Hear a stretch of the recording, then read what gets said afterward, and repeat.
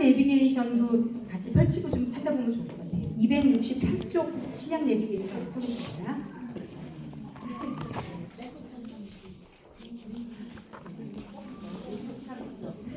(263쪽) 신약 내비게이션.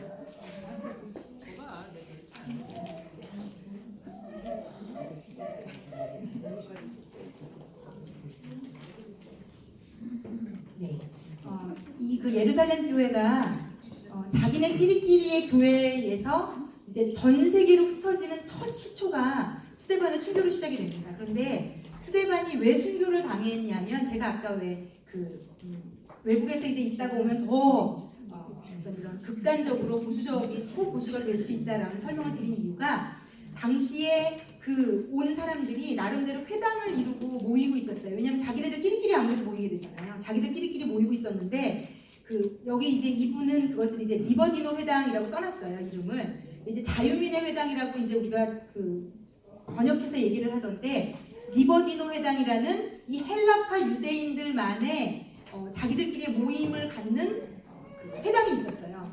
그런데 그 회당, 아마 스데반도 헬라파 유대인이다 보니까 그 회당 쪽 사람들하고 연결이 계속 되어 있었던 것 같고, 거기서 아마 계속 예수님에 대해서 얘기를 했던 것 같아요. 그런데 일반 유대인들보다 헬라파 유대인들은 더 극보수고 강경하다 보니까 스데반이 예수에 대해서 말하는 것을 더 받아들일 수가 없는 거죠. 그래서 왜 스데반이 굳이 순교했나가 그렇게 연결이 되는 겁니다. 그러니까 이 사람들이, 베드로도 예수를 전했고 다 예수를 전하잖아요. 그런데 스데반이 예수를 전하는 것을 못 견디는 겁니다. 하나님이 나사렛에서 난 사람을 메시아로 보냈을 리가 없고, 그 사람은 죽었는데 너네들이 소동을 일으키는 것을 우리는 참을 수 없다. 그래서 스데반을 끌고 자유인의 회당인 사람들이 주축이 돼서 스데반을 끌고 간 겁니다. 일반 유대인들이 아니라. 그래서 여기도 보면은요,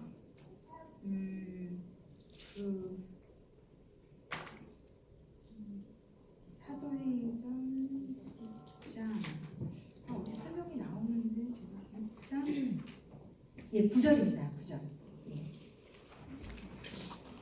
6장 9절인데요. 8절부터 보면은요, 스데반이 집사가 되고 나서 은혜와 권능이 충만하여 큰 기사와 표적을 민간에 행했어요. 그때 하여튼 하나님이 이때 당시는 뭐 집사든 누구든 성령으로 굉장한 능력을 행하도록 인도하셨던 것 같아요. 그래서 이른바 자유민들이라고 하면서, 즉 구레네인, 알렉산드리아인, 길리기아와 아시아에서 온 사람들의 회당에서라고 되어 있잖아요. 그러니까 이걸 연결하면 자유민들의 회당이에요. 해외에서 있다가 온 사람들끼리 자기네들끼리 회당에서 모이는 이 회당에서 이 사람들과 스데반이 논쟁을 한 겁니다. 그래서 이제 이 사람들이 이 스데반이 얘기하는 걸 참지를 못하고 공회로 끌고 간 거예요. 그래서 이제 보면은 이제 스데반이 지혜와 성령으로 말함을 그들이 능히 당하지 못하여 사람들을 매수하고, 12절에 보면 백성과 장로와 서기관들을 충동시켜 와서 잡아가지고 이제 공회에서 재판을 받게 한 겁니다. 그런데 거기서 스데반이 얼굴이 해와 같이 빛나며 설교한 거예요. 구약 때부터 이렇게 말씀해오던 하나님이 예수 그리스도를 보내서 이렇게 했는데, 그 예수를 이제 너희가 죽였다는 것, 이러면서 이제 아주 한 장에 걸쳐서 쭉 한 장 굉장히 긴 설교를 하죠. 그래서 마지막에 이제 열이 받은 게 51절에 보면, 목이 굳고 마음과 귀에 할례를 받지 못한 사람들아, 굉장히 세게 이분이 얘기를 했던 것 같아요. 너희도 너희 조상과 같이 항상 성령을 거스리는도다. 너희 조상들이 선지자들 중에 누구를 박해하지 아니하였느냐. 의인이 오시리라고 예고한 자들을 그들이 죽였고, 이제 너희는 그 의인을 잡아준 자요 살인한 자가 되나니, 살인자라고 아예 대놓고 얘기하는 겁니다. 얼마나 세게 말했을지.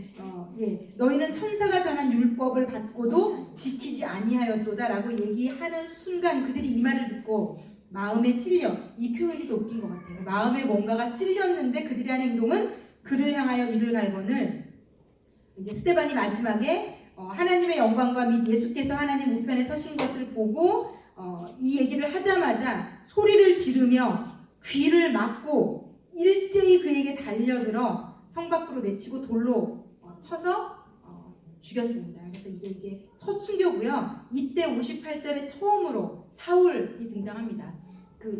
여러분, 사울이 이제 이름을 나중에 바울로, 저희가 이제 사도행전 한 10몇 장 이후부터는 바울로 계속 불려요. 이 차이가 베드로처럼 예수님이 이름을 바꿔주신 게 아니고요. 사울은 히브리식 이름이 사울입니다. 그리고 바울은 로마식 이름이에요. 헬라식 이름. 그러니까 이렇게 보시면 돼요. 우리나라 이름은 혜영인데 내가 미국에 가서 쓰는 이름은 따로 있는 거예요. 그렇게 보시면 됩니다. 그래서 사울하고 바울은 똑같은 이름입니다. 그런데 이제 제가 볼 때 이때까지도 계속 사울로 표기하다가요. 예수님 만나고 성령 받고도 사울로 표기하다가 언제부터 바울로 바꿔서 표기하기 시작하냐면 수리아 안디옥에서 안수하고 이제 세계 선교로 1차 전도 여행 보낼 때부터 성경이 바울로 바꿔서 부르고 있더라고요. 아마 그것도 여러 가지 의미가 있는 것 같아요. 그가 이제 외국 사람들에게는 바울로 이름을 얘기했을 겁니다. 왜냐면 그게 영어식, 헬라식, 지금으로 치면 영어식, 로마식 이름이니까 이때부터 외국을 다니면서 자기 이름을 바울로 당연히 얘기했을 거고요. 히브리 이름이니까 사울은요. 그리고 성경에 보면 또 한 사람을 그렇게 표시해요. 우리가 지금 계속 얘기하고 있는 마가 있잖아요. 마가의 다락방의 그 집의 주인 아들, 그리고 이제 바나바, 마가도 다음 주에 조금 설명해 드릴게요. 바나바의 사촌 조카인데요. 이 마가도요. 원래 그 히브리식 이름은 요한이에요. 그리고 이 마가라는 이름은 로마식 이름입니다. 그래서 성경에 보면 마가라고도 하는 요한을 이렇게 표시합니다. 그리고 그 바울로 완전히 이름 바꾸기 전에 성경도요. 사도행전에 사울이라고 하는 바울이 일어나서 말하되 이렇게 표현해요. 처음에는 섞어서 얘기를 하고 그 뒤부터 사울을 빼고 바울로 쫙 진행이 되더라고요. 그래서 그냥 그거는 좀 알고 계시면 도움이 되실 것 같아요. 그래서 이때 하여튼 사울이라는 이름으로 나오고요. 네. 그래서 스데반이 죽는 것을 시작으로 예루살렘에 있는 교회에 큰 박해가 있어서 사도 외에는 다 유대와 사마리아 모든 땅으로 흩어지니라. 그런데 이 흩어진 것의 주류가 다 헬라파 유대인들이에요. 헬라파 유대인들이 쫙 다 흩어지는 겁니다. 그러니까 하나님이 이들을 흩으셔야 했어요. 이방으로 이제 예수를 전하려면 이들이 움직여야 되는데 안 움직이잖아요. 자기들끼리 은혜 받고 좋으면. 그러니까 예수님이 결국은 스데반의 핏부림을 시작으로 전 세계로 이들을 다시 또 흩으시는 겁니다. 그래서 이들이요 막 다니면서 전도해요. 예수 전해요. 그래서 결국은 수리아 안디옥의 교회가 최초로 생기는 시작이 됩니다. 자, 263쪽에 이것을 정리를 잘 해놓으셔가지고요. 스데반의 순교의 파장이 세 갈래로 나타나요. 첫 번째는 이제 스데반이 죽고 나서 이 7 집사 중에서 계속 이름이 나오는 사람이 있는데 그 사람이 누군가 하면 빌립이에요. 이 빌립이라는 집사가 스데반만큼 기적도 행하고 표적도 행하고 능력도 행하고 병도 고치고 세례도 베풀고 했던 것 같아요. 그래서 빌립을 이제 따라가게 될 건데 빌립이 사마리아의 교회가 생기는데 주도적인 역할을 했고요. 어쨌든 순교 때문에 사마리아 교회가 생겼고요. 예루살렘과 온 유대와 사마리아와 사마리아 시작이 이루어지고요. 두 번째는 사울이 이제 이때 스데반 죽일 때 나타나더니 이제 스데반 죽은 거 보고 더 많은 사람을 잡으러 가야 되겠다고 공문을 받아가지고 대제사장에게 다메섹으로 올라가다가 예수 만납니다. 그래서 사울이 이제 회심하는 부분이 그때 스데반 순교 이후에 나타나고요. 그리고 세 번째는 수리아 안디옥이라고 그 지도 여기 지도에 나오죠. 안디옥. 요 맨 그 예루살렘 그 갈릴리 쪽 맨 위쪽 바닷가 쪽에 있는데요. 큰 지도에서 한번 확인하시면 좋을 것 같아요. 이 수리아 안디옥은 너무 중요합니다. 이건 어디 있는지 좀 알아두셔야 됩니다. 사도행전 최초의 이방인 교회이기 때문에 어딘지 좀 알아두시면 좋을 것 같아요. 여기 수리아라고 되어 있고 그 바로 위에 안디옥이라고 좀 찍힌 거 보이시죠? 그리고 그 위에 다소라고 보이세요? 여기가 사도 바울의 고향입니다. 사도 바울은 여기서 태어나서 자랐습니다. 그래서 다음 주에도 좀 설명해 드릴게요. 수리아 안디옥. 안디옥이요. 여기 말고도 또 소아시아에도 있어서 수리아 안디옥이라고 부르셔야 여긴 줄 알게 돼요. 안디옥이 또 다른 데도 있습니다. 수리아 안디옥이라고 부르시면 될 것 같고요. 네, 그래서 안디옥에 교회가 생기는 것이 스데반의 순교를 시작으로 이루어집니다.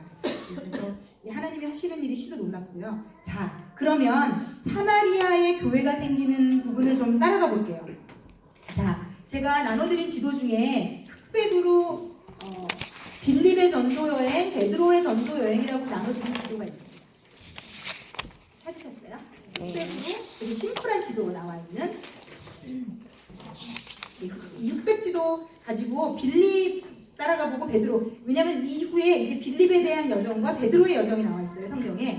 자, 빌립이 스데반이 죽고 나서 예루살렘에서 흩어지면서 어디로 제일 처음에 가냐면 예루살렘에서 어디로 갔다고 나와 있습니까? 사마리아. 그래서 이때 사마리아에 가서 빌립이 처음으로 예수를 막 전해요.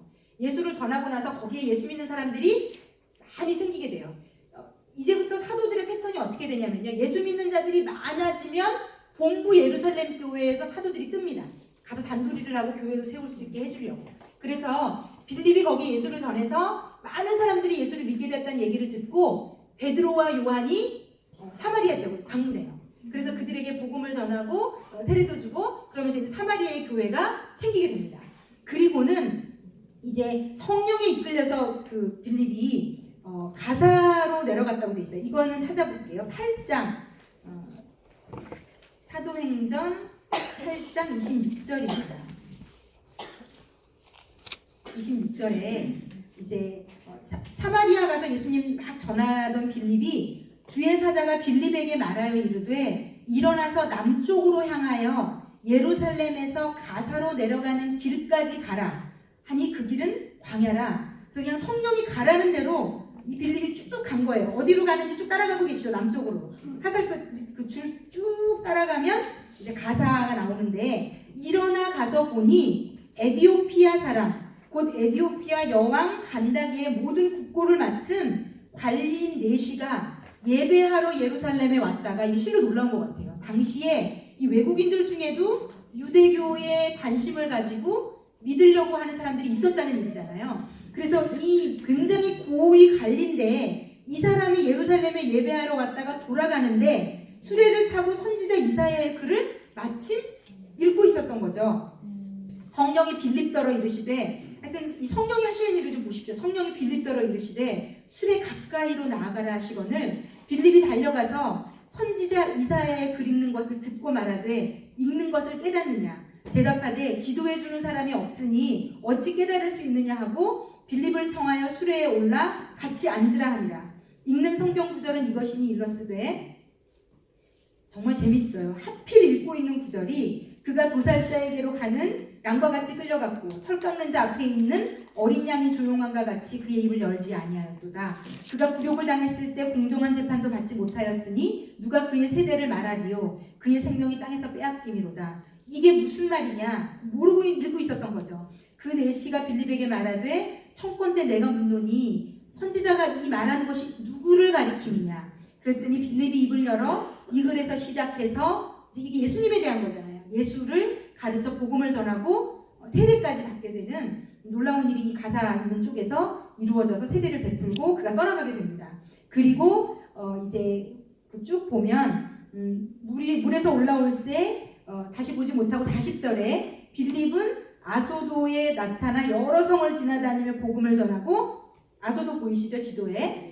그리고 어디로 가서 머물렀다고 되어 있냐면 가이사라. 가이사라는 어딘지 아시죠?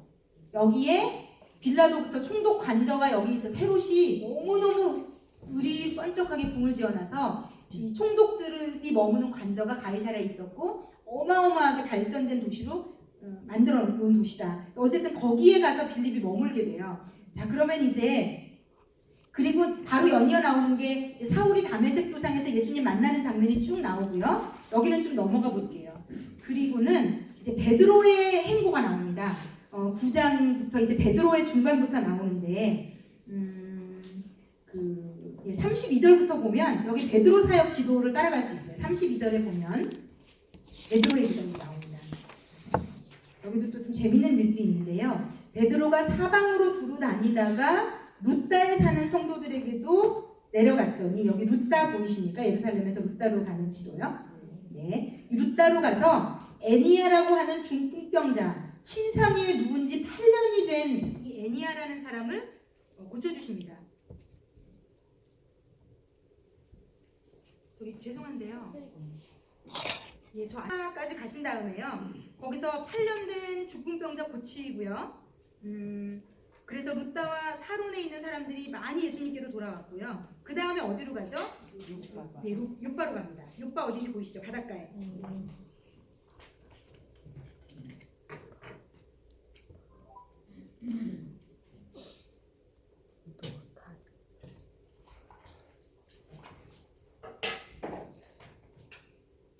요바에 여제자가 있는데 이름이 네. 도르가라는 여자인데 선행과 구제하는 일이 심히 많더니 이 사람이 죽었어요. 죽어서 씻어서 눕혔는데 그 룻다가 요바에서 가까워서 제자들이 베드로가 거기 있음을 알고 룻다에서 요바로 오라고 한 거죠.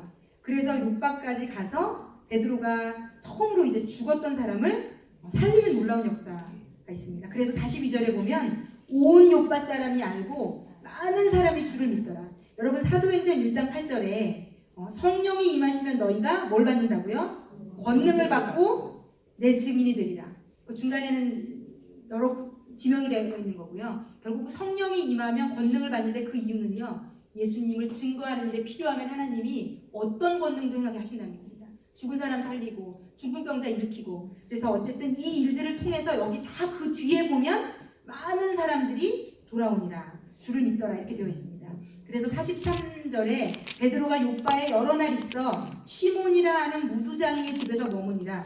여러분 이 무두장이가 저도 잘 어렴풋이 좀 그래서 찾아봤거든요. 무두장이가 뭐 하는 사람이냐면요. 짐승 가죽을 벗기면 그 가죽에 털도 있고 막 기름기도 있고 그렇잖아요. 털을 다 뽑고 기름기를 제거해서 사람이 쓸 수 있는 가죽으로 만드는 작업을 하는 직업이더라고요. 그래서 그런 일을 하는 사람 집에 이제 여러 날 머물고 있었는데 10장이 굉장히 이 사도행전에서는 역사적인 장이 됩니다. 왜냐하면 이방인도 성령을 받는 첫 시작입니다. 그런데 이 10장에 시작할 때 보면 고넬료라는 사람이 어디 있다고 나옵니까? 가이사라. 자, 그렇다면 지금 가이사라에는 누가 있습니까, 여러분? 네, 아까 누가 거기까지 갔죠? 빌립. 그런데 제가 읽었던 책에 제가 되게 맞다 이렇게 생각하면서 무릎을 치게 된 게 있는데요. 이 가이사라 고넬료를 예수 믿게 하는 일에 하나님이 베드로를 쓰세요. 그런데 빌립이 굳이 가이사라에 먼저 가 있었거든요. 그런데 하나님이 왜 빌립도 지금 예수님 엄청나게 많이 전해 나중에도 또 나옵니다. 그런데 이렇게 예수님을 많이 전하는 빌립이 거기 있는데 굳이 베드로를 끌어다 올려서 이 고넬료 집안을 예수 믿게 하십니다. 그게 굉장히 중요한 이유가 있어요. 그거를 좀 한번 좀 찾아볼게요. 자, 고넬료가 누군가 하면 이달리아 부대라 하는 군대의 백부장이에요. 그러니까 이 사람은 100% 외국 사람이고요. 그런데 그가 경건하여 온 지방과 더불어 하나님을 경외하며 백성을 많이 구제하고 하나님께 항상 기도하더니 하루는 제9시쯤 돼요. 환상 중에 밝히 봄에 하나님의 사자가 들어와 이르되 이제 9시면 몇인 줄 아시죠? 예, 오후 3시쯤에 하나님의 사자가 들어와서 고넬료야. 그래서 내 기도와 구제가 하나님 앞에 상달되어 기억하신 바가 되었으니 5절에 어떻게 하라고요? 사람들을 요바로 보내서 베드로라 하는 시몬을 청해라. 예, 그는 무두장이 시몬의 집에 유숙하고 그 집은 해변에 있고 이렇게 자세히 알려줍니다. 그래서 이제 천사가 얘기한 거 듣고 요바로 찾아가죠. 그런데 마침 그때 베드로에게는 어떤 일이 있었는가 하면 9절에 보면 그때 베드로가 기도하려고 지붕에 올라가니 그 시각은 제6시더라. 6시가 몇 시죠? 자, 정오 12시 굉장히 배가 고플 때죠. 그래서 정오 12시에 기도하러 올라갔는데 그가 시장하여 먹고자 하며 사람들이 준비할 때에 황홀한 중에 하늘에서 큰 그릇이 내려오는데 거기에 각종 네 발 달린 짐승 기는 것, 공중에 있는 것. 그래서 먹으라고 얘기해요. 근데 율법에 먹지 말라고 그만 것들이 진짜 많은데 먹지 말아야 될 것들이 들어있었던 것 같아요. 그래서 베드로가 주여 그럴 수 없습니다. 속되고 깨끗하지 아니한 것을 내가 결코 먹지 아니하였나이다. 그런데 두 번째 하나님께서 깨끗하게 하신 것을 내가 속되게 하지 말라. 이런 일이 3번이나 있은 다음에 하늘로 올라갑니다. 자, 이 사건 그래서 베드로가 고넬료의 집을 가고 그 집에서 이제 성령을 받는 놀라운 역사가 일어나는데 이 사건은 실로 너무 중요합니다. 첫 번째는요, 베드로 개인에게 너무 중요해요. 왜냐하면 이 유대인들은요, 제가 말씀드렸지만 아무리 히브리인 그 예수를 믿는 자라 하더라도 유대인들은 어려서부터 미시나 탈무드 이런 걸 배워서 알아요. 먹지 말아야 될 것들, 하지 말아야 될 것들. 그러니까 우리가 왜 그런 거랑 비슷하다고 보셔도 돼요. 우리나라 사람들이 예수를 믿으면 예수를 믿는 것과 본인이 예전에 행하던 것이 결합이 돼서 예수를 믿는 경우가 있어요. 예를 들어서 문지방에 올라서지 마라. 그러니까 내가 예수도 믿지만 예전에 우리 엄마가 하지 말라는 것도 다 안 하는 거예요. 내가 예수는 믿는데 손 손 없는 날 가야 돼요? 있는 날 가야 돼요? 그죠? 우리 모르시면 참 감사한 겁니다. 하여튼 세상 사람들은 나를 따지잖아요. 그래서 제가 그 이사 그 센터 하는 분들이 만든 달력을 보니까 거기에 빼곡히 다 들어있어요. 그러니까 이사하면 좋은 날이 있는데 그 날이 더 가격이 비싸요. 그래서 이것은 우리 크리스찬들에겐 정말 기쁜 일이다. 우리는 싼 날 이사할 수 있다.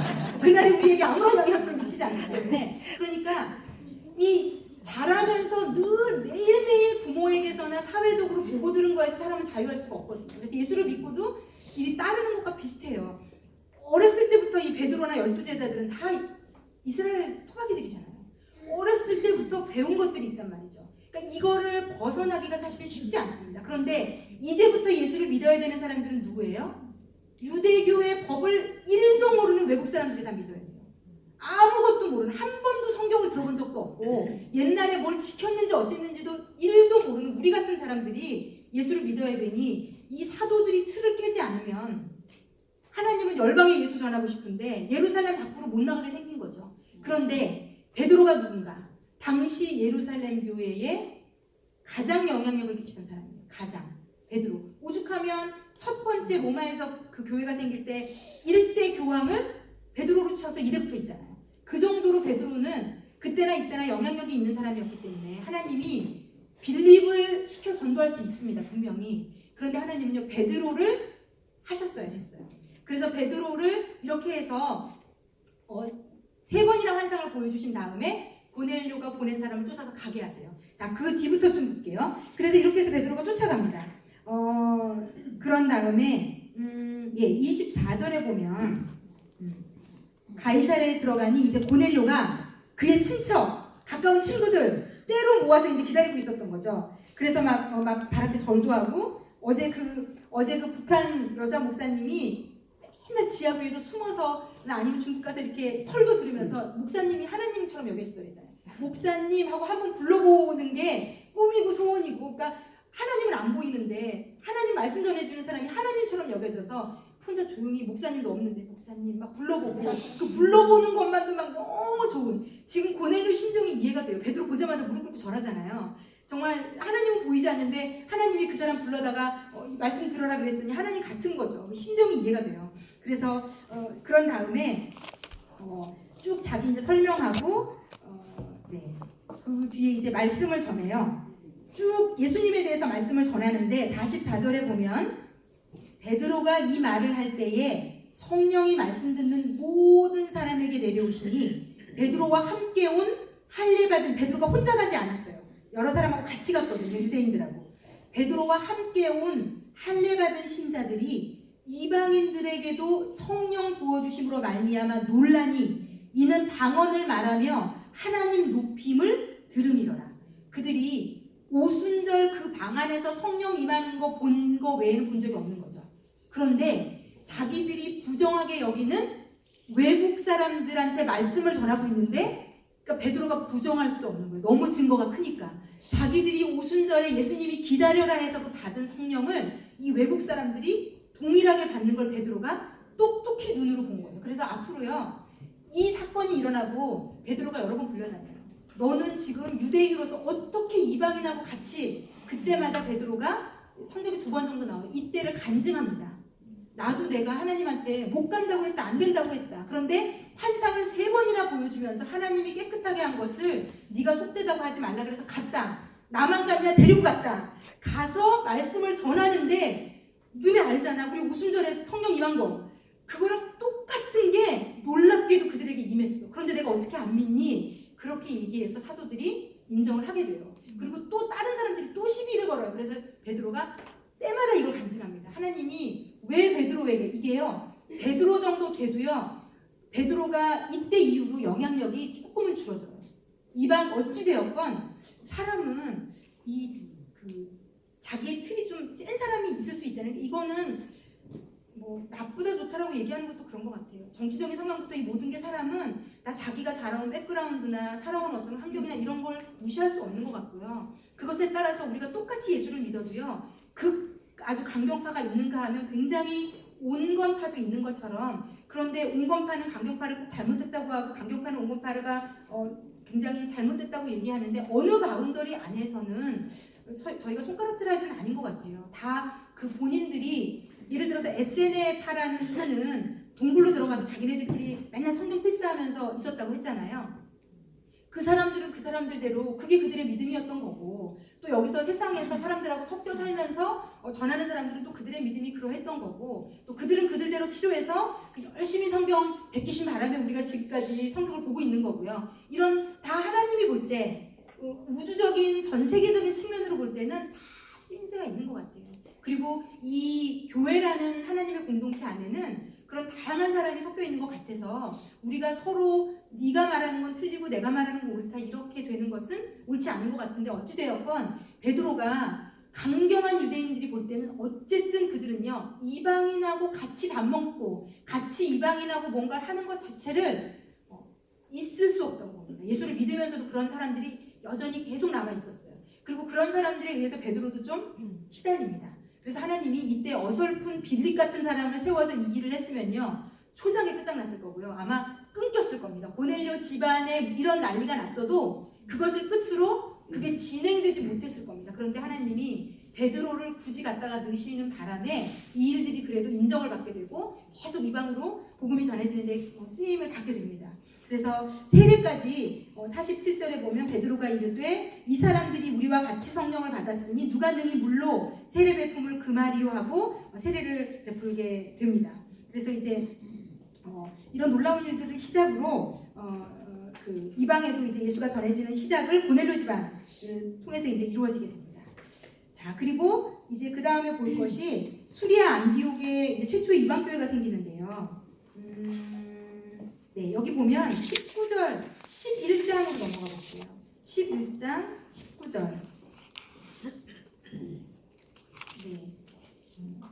그때에 스데반의 일로 일어난 환란으로 말미암아 흩어진 자들이 베니게, 구브로, 안디옥, 여기 이 안디옥은 수리아 안디옥입니다.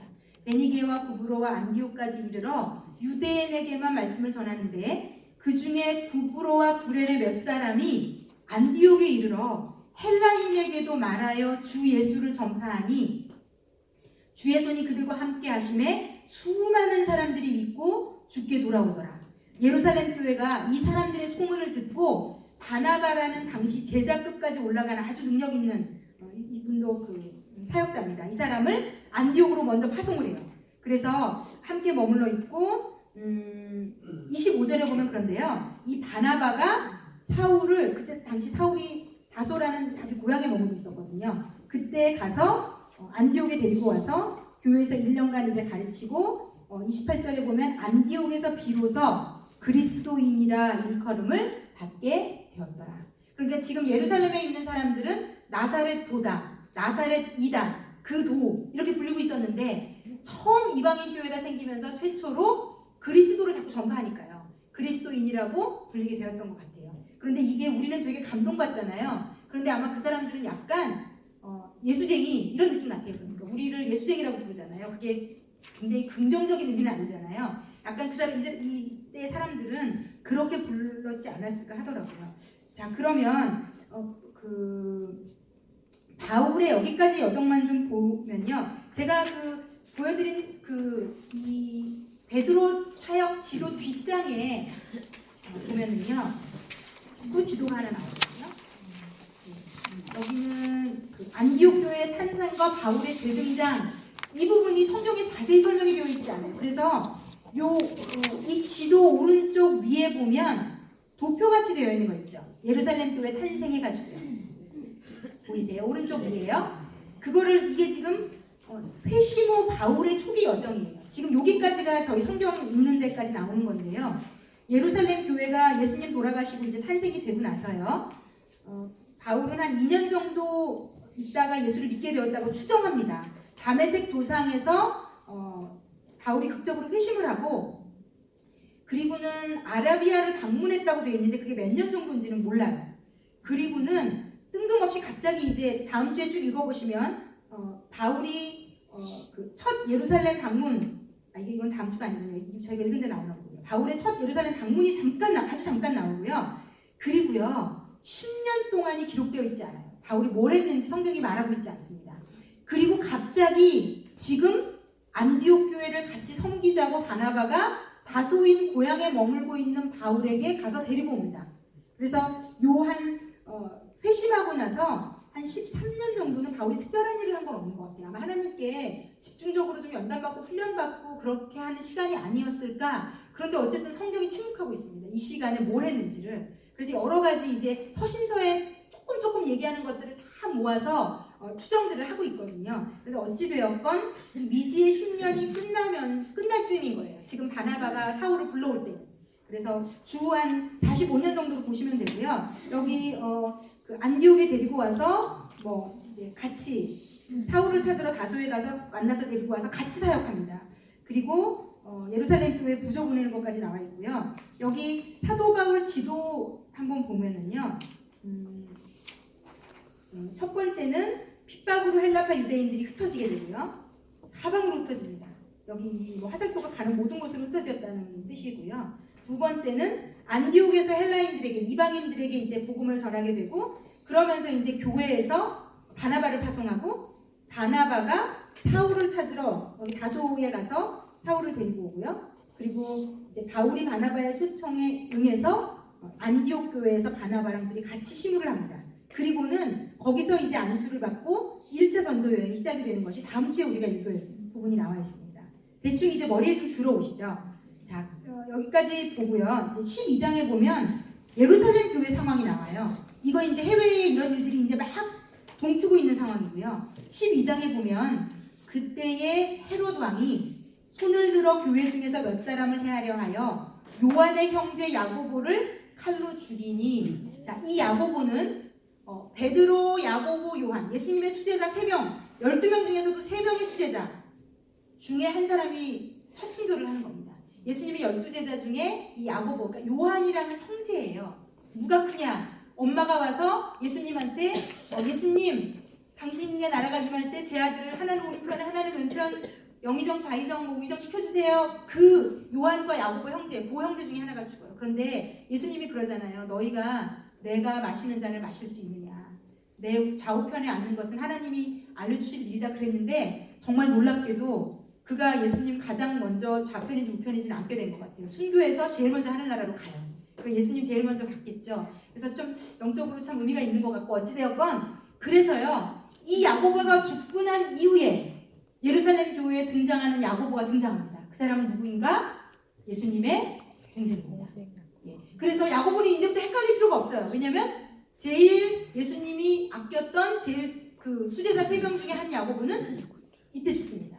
예. 그러니까 예수님 그 부활하시고 한 10몇 년 뒤에 제일 첫 순교자가 사도 중에 나오는 첫 순교자가 야고보가 됩니다. 그래서 헤롯이 야고보 죽였다는 거 아시면 되고 그 이후부터 이제 여러분이 다음 주에 읽을 때 야고보 이름이 계속 등장합니다. 죽었는데 그 야고보는 예수님의 동생입니다.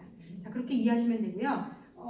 여기 보면 자, 제가 헤롯도 설명을 안 드릴 수가 없어요. 여기도 지금 왜 성경은 이게 똑같은 헤롯이 아닌데 이름을 다 헤롯이라고 써서 이 헤롯은요 적어놓으실 분들은 적어놓으셔도 돼요. 아그리빠 1세입니다. 헤롯 아그리빠 1세입니다. 그러니까 헤롯 대왕의 손자예요. 그러니까 이건 시기가 좀 많이 지난 상황이거든요. 그래서 이 분에 대한 설명이 필요한 것은 이제 사도 바울이 재판을 받을 때는 이 사람의 또 아들인 헤롯 아그리빠 2세가 등장합니다. 그래서 조금 이 상황에 대해서 이해를 하시면 좋을 것 같아요. 여기 그 제가 실어드린 도표 같은 지도 옆에 밑쪽에 도표 있는 거 보이시죠? 네. 예. 자, 이 헤롯이 지금 제일 처음에 나온 헤롯이 우리가 다 알고 있는 예수님 어릴 때 다 잡아 죽인 헤롯 대왕이에요. 헤롯 대왕. 그런데 이 분의 아내 중에 그 유대인 아내, 이 헤롯이 가장 사랑했던 아내가 미리암네. 그 공주 출신의 아주 혈통이 제일 좋은, 기억나시죠? 예. 그런데 기억하시겠지만 못하실 수도 있지만 이 사람의 아들 둘이 로마에서 공부하고 있었는데 헤롯하고 이간질을 시키는 바람에 헤롯이 어떻게 하죠? 이 아들 둘을 자기가 제일 사랑하는 아내가 낳은 아들 둘을 죽여요. 또 둘 다 죽습니다. 그런데 재미있게도 이 아그리빠 1세는 그 중에 한 아들의 아들이에요. 그러니까 지금 보면 이 헤롯과 미리암네 사이에서 태어난 첫 번째 아들이 알렉산더고 두 번째 아들이 아리스토블루스인데 이 알렉산더와 아리스토블루스가 로마에 가서 유학했고 돌아와서 처형당해요. 그런데 이 아리스토블루스와 베르니케라는 여자 사이에서 난 아들이 아그리파 1세입니다. 그런데 이 아그리파 1세가 어찌됐건 불운한 것은 할아버지가 자기의 아버지를 죽인 거 아닙니까? 그리고 할머니도 죽여요. 아들 죽이고 나서 미리암네도 죽이잖아요. 그리고 그때부터 헤롯이 광기가 이제 자기가 제일 사랑하던 여자를 막상 죽여놓고는 이상하게 변해갔다고 말씀을 드렸는데 그리고 나서 그래서 이 아그리빠는요 어릴 때부터 굉장히 정서적으로 불안정하게 자랐던 것 같고요. 그래서 굉장히 문제였던 것 같은데 로마로 유학을 일찍부터 어쨌든 보내서요. 왕족이니까 어릴 때부터 로마에서 자랐대요. 제가 좀 이렇게 읽어보니까 되게 재밌어요. 이 사람 이야기가 되게 긴데 이 사람이 문제하고 사치와 낭비벽이 심각할 정도. 그래서 돌아와서 정치를 맡겼을 때도 늘 말아먹었어요. 늘 백성들에게 원성을 사고 늘 말아먹고 그래서 골칫덩어리였던 사람이거든요. 그래서 어떤 그 신분적으로 이 유대 땅에 영향력을 끼칠 수가 없는 사람이에요. 그런데 이 사람은 천운을 타고난 사람이 맞는 게 뭐냐면요. 이 사람이 유대의 총독도 다 없애고요. 이 사람이 독보적으로 한 7년 동안 혼자 왕을 해먹어요. 그게 어떻게 된 거냐면요. 왜 독보적으로 왕을 해먹냐면 이 사람이 이제 너무 막내리 짓을 하고 돈만 있으면 다 갖다 끌어쓰고 여기저기 막 빚지고 난리도 아닌 폐인으로 돼가고 있었는데 로마의 황제가 바뀌는 사건이 터진 거예요. 로마의 황제가 3대 황제가 티베리우스가 죽고 3대 황제가 가이우스인데 이 사람이 누구인가? 이 헤롯 아그리빠와 어릴 때 같은 선생 밑에서 배우며 호용호제하며 친구로 지내며 너무 친했던 그러니까 가이우스가 자리에 앉자마자 자기의 옛 친구를 생각한 겁니다. 내 친구를 한 자리를 줘야 되겠다. 그래서 능력도 안 되고 이 모든 게 안 되는데 막판에 거의 빚더미에 깔려서 폐인이 될 뻔한 이 사람을 자리를 줘요. 왕으로 호칭을 줘가지고 조그만 자리를 주고요. 그 가이우스가 죽고 4대 황제가 오를 때도 그 같은 측근이거든요.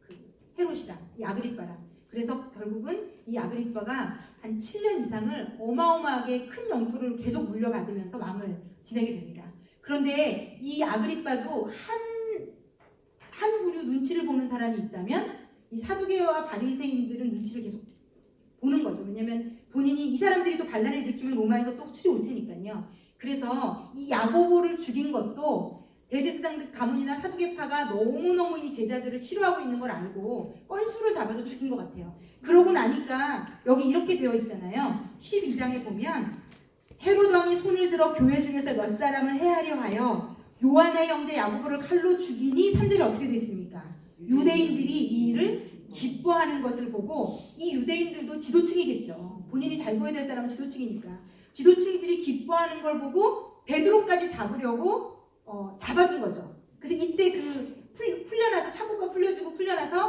막 가서 두들기니까 여자종이 목소리 듣고는 막 뛰어들어가서 베드로 왔다고 그랬더니 네가 지금 미쳤구나. 우리가 다 기도하다가 들었는데 다 아니라고 그랬는데 이제 베드로가 나타났다가 다시 떠나고 이제 이런 장면이 여기 나오는 겁니다. 그래서 이 헤롯이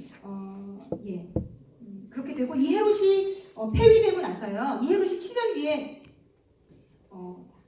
암살을 당하나 그래요. 그러고 나서 아그리빠 2세가 그때 17살이었거든요. 요 아들 그 밑에 아그리빠 2세 보이시죠? 아그리빠 2세가 17살이라서 로마에 있는 신하들이 반대를 합니다. 그러니까 그 왕은 아그리빠 2세한테 왕위를 물려주고 싶어 해요. 자기 친구의 아들이니까. 그런데 17살밖에 안 됐다고 해서 이때 잠깐 총독들이 계속 내려옵니다.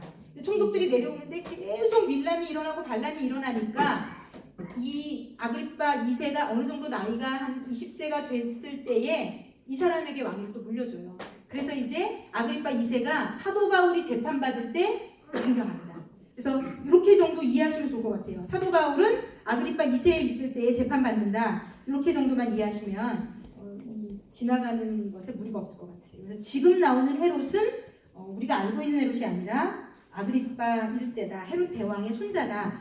이렇게 좀 이해를 하시면 좋을 것 같으세요. 그리고 이제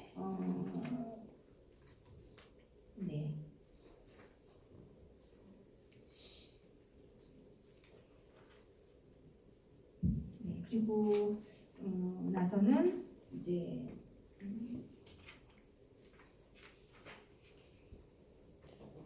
그리고 여기 보면 헤롯이 이제 죽는 것으로 12장이 마치는 거 아시죠? 이 헤롯이 결국은 이 헤롯 아그리빠는요 이렇게 해서 죽는 겁니다.